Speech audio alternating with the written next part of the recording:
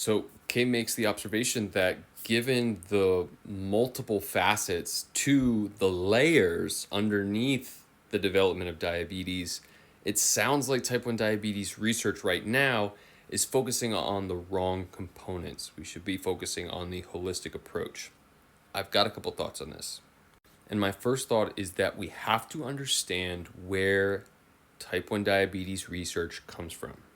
Who pays their bills? Who's a major sponsor of the university that owns the labs that they work at? There is an undeniable influence of business and profits on research like this. And what I don't want this to do is to sour our relationship with the research community. We, people with diabetes, want and need the work that researchers are doing. And I really don't think that with how intelligent these researchers are, that they see themselves as the end-all be-all of this whole thing. The same way that we can't just assume that all doctors are just money-hungry monsters. No, they are a part of a system that makes it very difficult for them to succeed. And just like with the success that you have with any doctor, the success that you'll have with any information being disseminated from researchers relies heavily on your ability to interpret what is being showed to you and transposing that over your experience and your body, your systems. So I would argue that the majority of type 1 diabetes research right now is in the game of symptom management.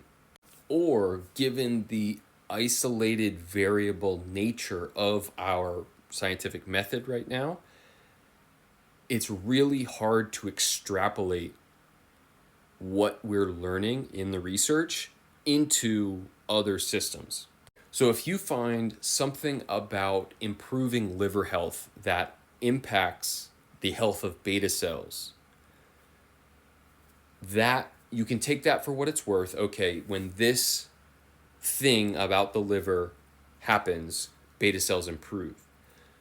But in the research, it's impossible to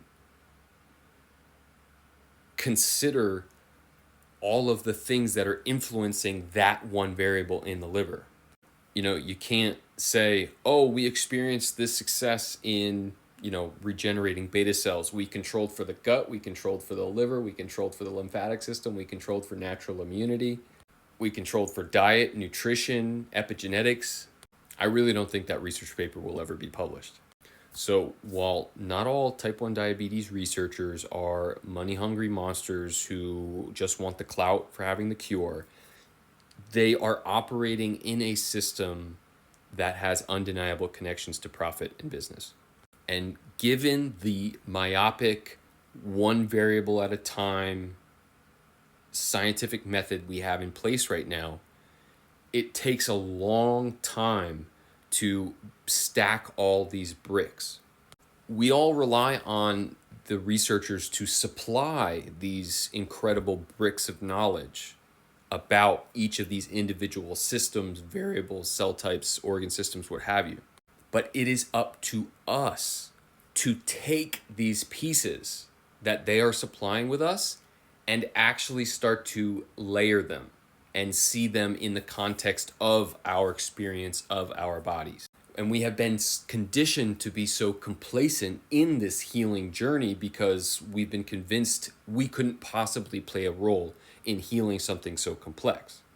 So long story short, to actually get to the root of this question, I don't think that type 1 diabetes research focuses on the wrong components.